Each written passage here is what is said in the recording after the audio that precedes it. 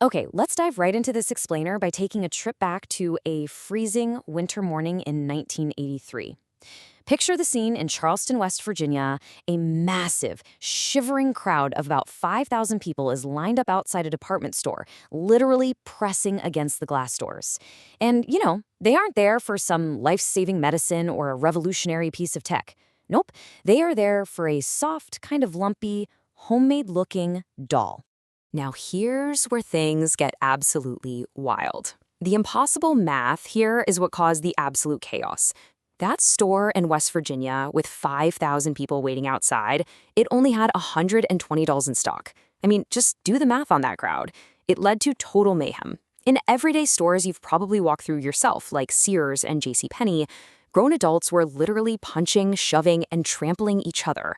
One woman even walked into a store and left with a broken arm, all because she was trying to get her hands on this doll. Headlines exactly like this one were flashing all across the country. A mob of 1,000 people stormed a single shop. Police were constantly being called to toy aisles just to break up brawls. Make no mistake, this doll was the most violently wanted object in America.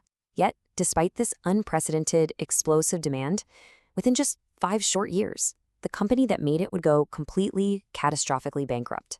They didn't die because the toy failed. Actually, scratch that. They died because it worked. Welcome to The Explainer. Today, we're uncovering how the most successful toy in America became a total death sentence for its maker. We're going to look at the exact mechanics of how winning too big and too fast can actually destroy a business. Section 1. The doll that caused riots. So the company at the center of this massive storm was Coleco, which was actually a leather goods company turned video game maker.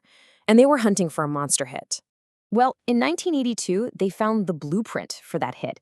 They discovered an artist named Xavier Roberts who had been hand-making these cloth dolls at craft fairs. But he had this absolute genius gimmick.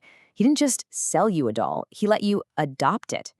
Coleco bought the license, mass-produced the doll, and called them Cabbage Patch Kids. But they smartly kept the 3 crucial steps of that gimmick. Every single doll had a unique face. Every single doll had a unique name stamped on the box, and every single doll came with its very own birth certificate. You weren't buying a piece of plastic, you felt like you were adopting a person. That adoption mechanic just detonated the demand, because no two were exactly the same, you couldn't just put it back on the shelf. Coleco cranked their production lines to the absolute limit, churning out an unbelievable 200,000 dolls every single week. But even at that staggering volume, they simply could not make enough to keep up with the mania. Shelves were emptying way faster than they could ever fill them. Section 2. Engineering a manufactured mania. Because the real danger wasn't actually in the toy aisles. It was quietly growing right on their balance sheet. At the absolute peak of the mania, the Cabbage Patch line was bringing Coleco a staggering $600 million a year in revenue. By 1984, Cabbage Patch branded products crossed $2 billion at retail. I mean, that $600 million figure was the number everyone in the company was celebrating. They were flush with an unprecedented flood of cash. But hiding right behind that massive number was a fatal flaw. Let's move to Section 3, the single fad trap. Let's see how all that success builds into the exact trap that was set by their own overwhelming win. Check out this massive 75% metric. That single toy line, the Cabbage Patch Kids, made up more than 3/4 of the entire company's sales. Think about what that really means for a second. Coleco was no longer a diversified toy company that just happened to have a massive hit.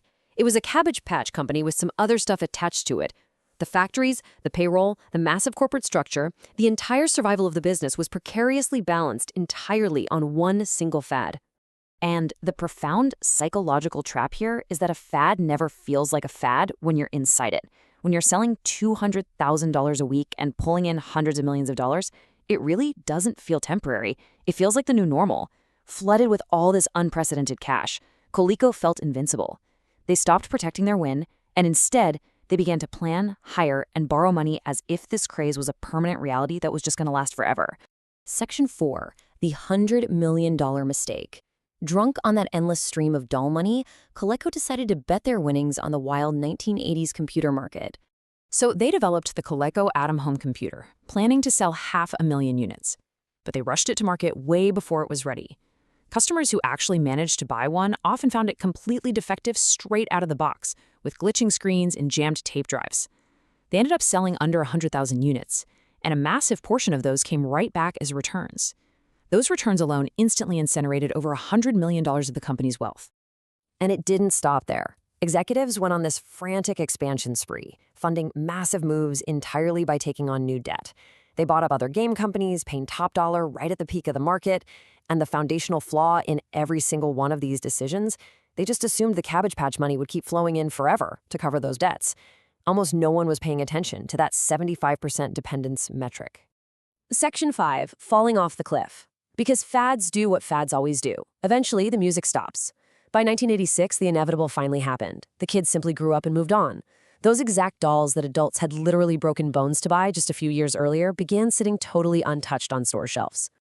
Look at the sheer velocity of this collapse. Cabbage Patch sales didn't just soften, they fell off an absolute cliff. From that peak of $600 million, revenue plummeted to $250 million the very next year. And the year after that, down to roughly $125 million. Over just 2 years, the engine of the entire company completely lost power. And bam, the trap snapped shut. The massive debt they took on to fund that Atom computer and buy those other companies was sized for a fad that had already ended. When 75% of your company evaporates, there is nothing left to hold up the remaining 25. So, in 1988, Coleco, the 5th largest toy company in America, filed for Chapter 11 bankruptcy. Their liabilities had ballooned past a staggering $540 million. The company was completely picked apart and sold off. Which brings us to our final section, the law of toxic success. You might think this was just an isolated, freak accident of corporate greed, but it's actually a terrifying, universal law of business. Check out this side-by-side comparison.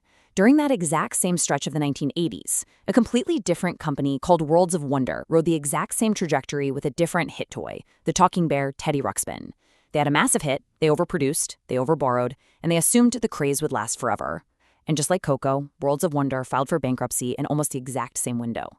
When the same thing kills 2 different companies the same way at the same time, it really proves that winning too fast is often deadlier than losing.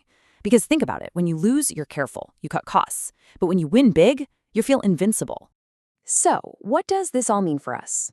Ultimately, the fatal flaw was forgetting to ask one simple question at the absolute height of their success. What if this ends? They built forever companies on toys that had an expiration date. The doll didn't bankrupt Coleco. The belief that the doll would never stop selling is what destroyed them. It really leaves us to wonder today, how many incredibly successful companies out there right now are riding a massive single product high and making the exact same fatal mistake?